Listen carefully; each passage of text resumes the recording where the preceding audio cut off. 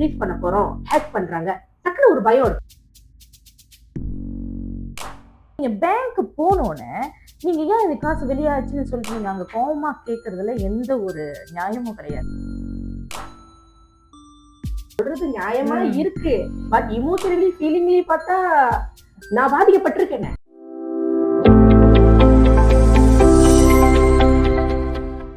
Hi everyone, I am Sathya Chithravel. Welcome to know your rights. இங்க நம்ம வந்து கோர்ட்ல பேசுற மாதிரி பேச போறது இல்ல, நம்ம லா புக்கை திறக்க போறது இல்ல, நமக்கு புரியுற மாதிரி, அதாவது பப்ளிக்கு புரியுற மாதிரியான லாங்குவேஜ் தான் பேச போறோம். நம்ம இன்வைட் பண்ணிருக்கிறது யாருன்னு பாத்தீங்கன்னா young dynamic lady miss Kavitha. இந்த பாட்காஸ்டை நமக்கு ஸ்பான்சர் பண்றது Kavitha Maniam and partners. So அவங்களோட கான்டாக்ட் டீடைல்ஸ் உங்களுக்கு வேணும் அப்படின்னா நாங்கள் ஸ்க்ரீன்ல போடுறோம். ஸோ உங்களுக்கு எந்த கேள்விகளா இருந்தாலும் லீகல் சம்மந்தப்பட்டு நீங்க அவங்கள்ட்ட கேட்டு தெரிஞ்சுக்கலாம். Hi, welcome miss Kavitha. எப்படி இருக்கீங்க? நல்லா இருக்கேன். போன எபிசோடுக்கு அப்புறம் உங்களுக்கு எதாவது கால்லாம் வந்துச்சா? ஒண்ணு வரல. ஆக்சுவலி அது போன எபிசோட்ல வந்து ஒரே எபிசோடா முடிச்சிடலாம் தான் நினைச்சோம். ஆனா ஸ்கேமை பத்தி இவ்வளோ இருக்கா அப்படின்றது நம்ம ரெண்டாவது எபிசோட் போய் ஆகணும்ன்ற சிச்சுவேஷனுக்கு வந்துட்டோம்.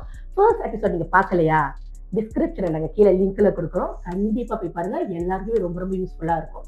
இதுக்கு முன்னுக்கு ஸ்கேம் ஆகாம இருக்கணும்னு என்ன செய்யணும், ஸ்கேம் ஆயிட்டா என்ன செய்யணும்ன்றத பத்தி நம்ம பேசியிருந்தோம். இன்னைக்கு வந்து அதை தொட்டு தான் நிறைய விஷயங்கள் பேச போறோம். ஸ்கேம் ஆயிட்ட பிறகு நம்மளுக்கு வந்து யாருமே இல்லையேன்ற ஒரு ஃபீல் இல்லாம நம்ம என்ன செய்யலாம், அடுத்த ஸ்டெப் என்ன செய்யணும், பேனிக் ஆகாம நெக்ஸ்ட் ஸ்டெப் நம்ம என்ன செய்யணும்ன்றத பத்தி தான் இன்னைக்கு நம்ம கிளியரா பேசி தெரிஞ்சுக்க போறோம் மிஸ் கவிதா. ஓகே, சோ இப்போ ஸ்கேம் அப்படி நம்ம ஏற்கனவே பேசிட்டோம். ஸ்கேம்னா என்ன, ஸ்கேம்ல என்னென்ன வகைகள் இருக்காங்க நம்ம நிறைய பேசிட்டோம். இப்போ நிறைய பேரோட கொஸ்டின்ஸ் என்னவா இருக்கும்னா, எனக்கு பர்சனலா நம்மளே யோசிக்கும் போது ஒருத்தவங்க ஸ்கேம் ஆயிட்டாங்கன்னா, ஸ்கேம்ன்றது நடக்கிற விஷயங்கள் வந்து பேங்க்ல தான், ஏன்னா காசு விஷயங்கள்ல தான் நிறைய பேர் பாதிக்கப்படுறாங்க. சோ இப்போ ஆல்ரெடி இப்ப பேங்க்ல இருந்து கால் பண்ணி உங்க அக்கௌண்ட் நம்ம ஃப்ரீஸ் பண்ண போறோம், ஹேக் பண்றாங்க, டக்குனு ஒரு பயம் இருக்கும். அப்ப அவங்க என்ன பண்ணுவாங்க, பட்டு பட்டுன்னு அவங்களோட இன்ஃபர்மேஷனை கொடுத்துட்றாங்க. கொடுத்துட்ட பிறகு டக்குனு பேங்க்ல இருக்கிற அந்த 20,000 எப்படிதான் அந்த ஸ்கேமருக்கு தெரியுதுன்னு தெரியாது, பட் நம்ம போட்ட கையோட அந்த காசு நமக்கு காணா போயிருது, இல்லாம போயிருது. அவங்க என்ன செய்வாங்க, அடுத்த ஸ்டெப் டக்குனு பேங்க் போவாங்க. இப்போ நம்மளை பொறுத்த வரைக்கும் இது நமக்கு வந்து நம்ம பாதிக்கப்படுறதுனால ஒரு கேஸ். ஆனா பேங்க்ல உள்ளவங்களுக்கு இது நம்ம 1001வது ஆளா இருக்கலாம், இல்ல 2000. நம்ம தான் ஒரு ஆள் கிடையாது, நிறைய பேர்ல நம்ம ஒரு ஆள். ஓகே, சோ எல்லாரையும் ஹேண்டில் பண்ற மாதிரி ஹேண்டில் பண்ணுவாங்க. நமக்கு அது கோவம் வரும், பேனிக் ஆகும், சில பேர் சண்டை போடுவாங்க.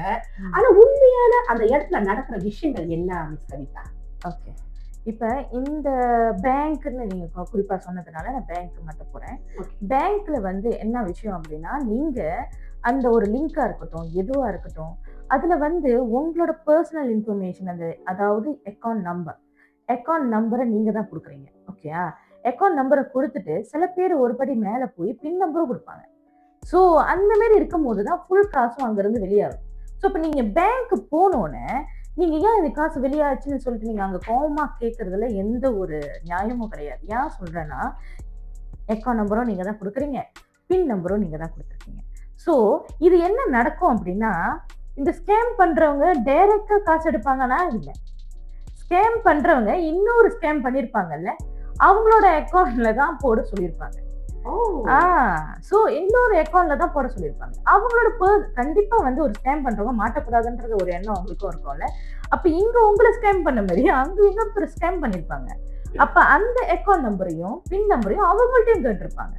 அப்ப என்ன ஆகும்னா, இந்த இருந்து அங்க மாத்திட்டு அங்க இருந்து காசு எடுப்பாங்க. அதாவது போயிட்டு சில பேர் வந்து கார்டு கூட கொடுப்பாங்க, ஏடிஎம் கார்டு பின் நம்பரோட கொடுத்துருவாங்க.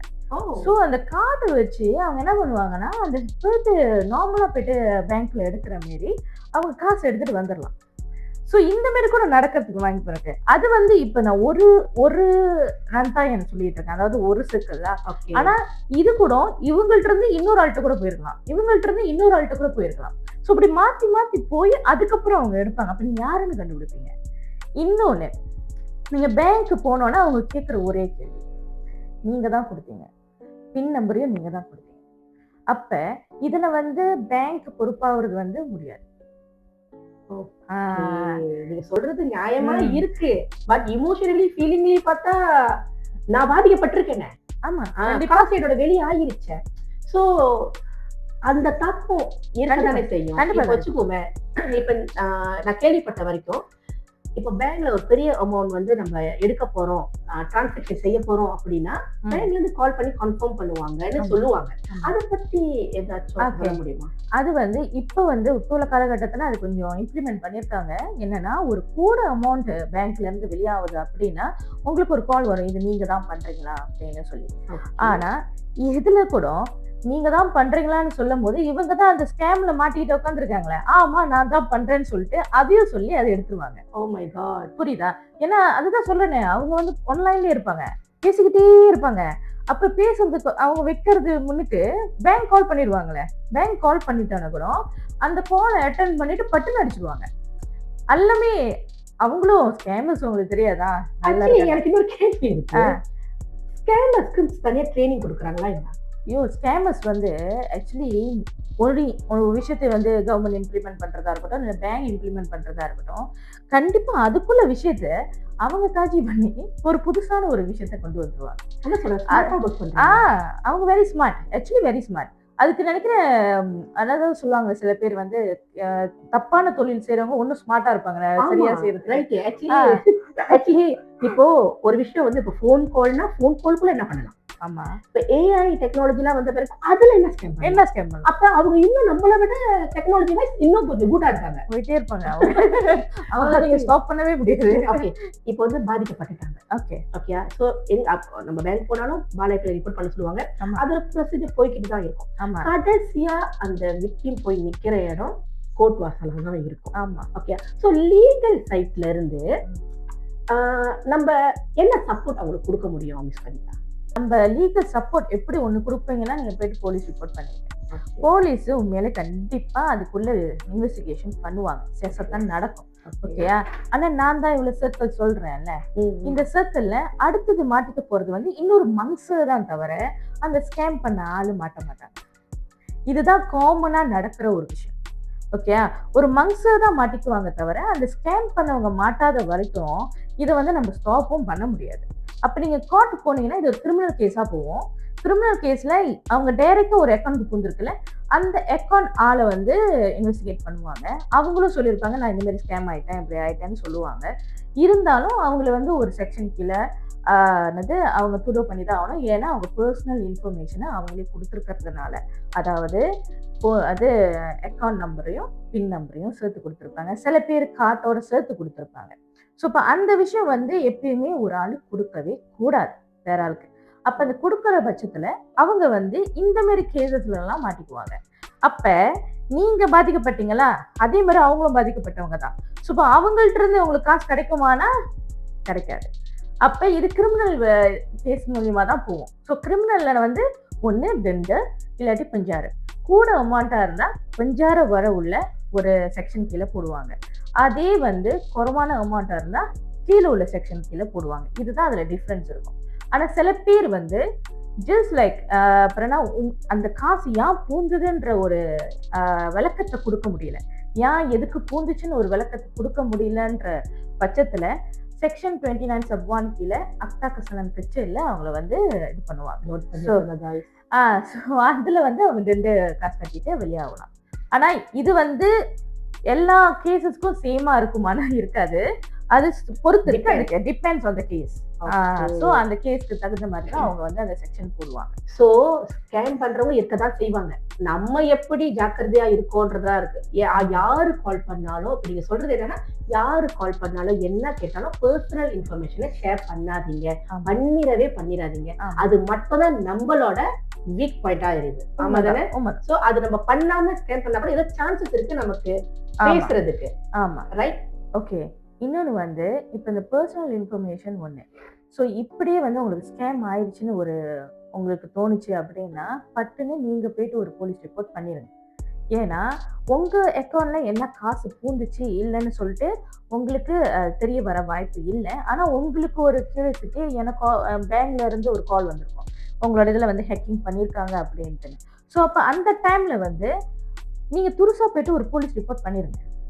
பண்ணிட்டீங்கன்னா அது உங்களுக்கு ப்ரிகாஷனா இருக்கும், உங்களுக்கு அந்த கேஸ் ஜனையா வந்து சேராம இருக்கிறதுக்காக. ஓகேயா? இப்போ முன்னுக்கே பண்ணியிருந்தீங்கன்னா பரவாயில்ல. போலீஸ்காரங்க பிடிச்சதுக்கு அப்புறம், இன்வெஸ்டிகேஷன் நடந்ததுக்கு அப்புறம் நீங்க போய் பண்ண முடியாது, டூ லேட். ஸோ நீங்க முன்னுக்கே உங்களுக்கு தெரிஞ்சிருச்சுன்னா உங்களை ப்ரிகாஷன் பண்றதுக்காக ஒரு போலீஸ் ரிப்போர்ட் பண்ணிடுங்க. ஓகே மிஸ்டர், இது கிளியரா புரியுது. இன்னொன்னு, நீங்க பார்த்ததுல கேள்விப்பட்டதுல ரொம்ப பெரிய ஸ்கேம் காசுனா எவ்வளவு பெரிய அமௌண்டா இருக்கும்? ஓகே, ஸ்கேம்ல வந்து உண்மையிலே பெரிய அமௌண்ட் வந்து ஆக்சுவலி நம்ம நியூஸ்ல பார்த்தோம்னா நிறைய விஷயங்கள் நடக்குது, மில்லியன்ஸ் கணக்கில் நடந்துட்டு இருக்கு. ஓகேயா? ஸோ அப்போ வந்து இந்த மில்லியன்ஸ் கணக்குலனா ஒரு நார்மல் ஒரு மிடில் கிளாஸ், அதாவது அதுக்கு கீழே உள்ளவங்க பாதிக்கப்படும் போது அவங்களால அந்த காசை அடைக்கவும் முடியாது, ஒன்றும் பண்ணவும் முடியாது. ஆனால் அவங்களுக்கு ஒரு ரெக்கார்ட் வந்துடும். ஏதாவது அந்த பேங்க்கையும் திறக்க முடியாது, எந்த பேங்க்லையும் போயிட்டு எல்லா பேங்க்கும் ஃப்ரீஸ் பண்ணிடுவாங்க. பேங்க் நகரிலிருந்து அந்த ஒரு இன்ஃபர்மேஷன் அவங்களுக்கு போய் சேர்ந்துடும் எல்லா பேங்க்லையும். அப்போ நீங்கள் புதுசாக அக்கௌண்ட் திறக்கிறதுல கூட நீங்கள் பாதிக்கப்படுவீங்க. ஸோ அதனால ஒரு அக்கௌண்ட்டையும் நீங்கள் திறக்க முடியாமல் ஒரு விஷயம் நடக்கும். அப்போ அக்கௌண்ட் இல்லைன்னா நீங்கள் வேலைக்கு போக முடியாத ஒரு விஷயமா நடக்கும். ஏன்னா எல்லாமே அக்கௌண்ட்ல தானே காசு பே பண்ணுறாங்க இப்போ காலகட்டத்தில். ஸோ அதனால வந்து அதுலேயும் தடங்கல் ஆயிரும். அப்போ ஒருத்தர் வந்து சம்பாதிக்கவும் முடியாது, அப்புறம் ஏற்கனவே அந்த பேங்க்ரப்சி ஸ்டேஜில் போய் சேர்ந்துருக்க வாய்ப்புங்க அந்த மாதிரி தான் இருக்கு. ஆனால் இது வந்து சிவில் கேஸாக போனால் தான் பேங்க்ரப்சி போகும். ஆனால் அவங்களோட சிச்சுவேஷனை சொல்கிறேன். ஓகே, லைக் எதுவுமே வேலை செய்ய முடியாது, ப்ராப்பர்ட்டி வாங்க முடியாது, என்ன விஷயங்களும் செய்ய முடியாம ஒரு மாதிரி ஸ்டக்கான ஒரு விஷயத்துல வந்து உட்காந்துருவாங்க. இமோஷனலி, பிசிக்கலி எல்லா வகையிலும் பாதிக்கப்பட்டுருவாங்க. ஸோ அதனால நம்மளோட காசு வந்து எவ்வளவு கூறுதுன்னு இருக்கு நம்ம பேங்க்ல. அப்ப சின்ன அமௌண்ட்னா ஓகே, நம்ம அட்லீஸ்ட் ஒரு அளவுக்கு சேஃப். அதே வந்து கூட அமௌண்ட் நம்ம பேங்க் உள்ளுக்கு பூந்து வெளியானுச்சு அப்படின்னா உண்மையாலே அது வந்து ஒரு பெரிய கேஸ்ல போய் விழுந்துரும்.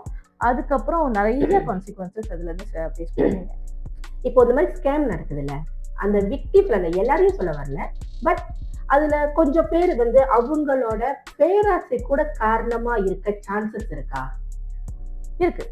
இதுல ஸ்கேம்ல வந்து நிறைய விதங்கள் இருக்கிறதுனால இந்த பேராசையும் ஒரு காரணமா இருக்கு. அதான் முதல் சொன்ன மாரி ஃப்ரீன்ற ஒரு விஷயம் சொல்லிட்டாங்க அப்படின்னா அது கட்டிட்டு நம்ம எடுத்துக்கணும்ன்ற அடிக்கிறோம், அது ஒரு பேராசை தானே. அதே மாதிரி இன்னொரு விஷயம் என்னன்னா, இது நீங்க ஸ்கீம் பட்டாயா மாதிரி கொஞ்ச நேரத்துல இது தட்டுனா ஒரு 10 வழி போட்ட 20 வழி கிடைக்குது, 30 வழி போட்ட 50 வழி கிடைக்குதுன்னு சொன்னோன்னே பட்டுன்னு அது பண்றது. ஆனா சில நேரங்கள்ல பார்ட் டைம் ஒர்க் அதுலயும் ஸ்கேம் ஆகுறாங்க. இதுல ஃபேஸ்புக்ல எல்லாத்துலயும் அவங்க ப்ரொமோட் பண்றதுனால பார்ட் டைம் ஒர்க் கிடைக்குது, சரி வீட்டுல இருந்து நம்ம செய்யலாம் அப்படின்னு சொல்லும் போது அதுலயும் போயிட்டு ஸ்கேம் ஆகுறாங்க. அது பேர் சொல்லுவாங்க டாட்டா என்ட்ரி. டாட்டா என்ட்ரின்னு சொல்லிதான் அதுக்குள்ள அப்பாடா வீட்டுல இருந்து வேலைச்சா. ஆமா, இதெல்லாம் நிறைய பேர் மாட்டிக்கிறாங்க. ஆமா, இந்த பார்ட் டைம் இந்த விஷயங்கள் எல்லாமே எனக்கு என்னன்னா இப்போ உள்ள காலகட்டத்துல எனக்கு புரியுது, எல்லாமே வந்து கம்ப்யூட்டரைஸ் ஆயிடுச்சு, எந்த ஏஐ வந்துருச்சு, நிறைய விஷயங்கள் வந்து நம்ம இந்த மாதிரி இருக்கிறதுனால யார் உண்மையா செய்யறா யார் பொய்யா செய்யறான்னு இருக்குதான், இல்லைன்னு சொல்லல. ஆனா வாட் எவர் இட் இஸ், நீங்க போக வேண்டியது என்னன்னா அந்த கம்பெனி ஸ்டில் எக்ஸிஸ்டா, அந்த கம்பெனில உண்மையாலே ஒர்க்கர்ஸ் எடுக்கிறாங்களா, அந்த மாதிரி எல்லாத்தையும் கொஞ்சம் கன்ஃபர்மேஷன் பண்ணிட்டு எதுவுமே போடுங்க. அது வந்து எப்படின்னா நீங்க வந்து அந்த வேப்ல கூட இது பண்ணலாம், அந்த மாதிரி ஒரு கம்பெனி இருக்குதான்னு சொல்லி. அப்படி இருந்துச்சுன்னா அவங்க கால் பண்ணுங்க. ஏன்னா இது வந்து அந்த இன்ஃபர்மேஷனை சும்மாவே எடுத்துட்டு கூட செஞ்சிருப்பாங்க. கால் பண்ணுங்க, இந்த மாதிரி பார்ட் டைம் இது எடுத்துக்கிறீங்களா அப்படின்ட்டு. அப்படியே உங்களுக்கு ரொம்ப ஒன்று கன்ஃபர்மேஷன் வரணும்னா SSN சர்ச்லாம் கூட பண்ணலாம். நீங்க அந்த கம்பெனி உண்மையில எக்ஸிஸ்ட்ல இருக்குதா இல்லையான்னு சொல்றாங்க. Okay, thank you miss Kavitha. Scam பத்தி நிறைய விஷயங்கள் நம்ம கூட ஷேர் பண்ணிக்கிட்டீங்க.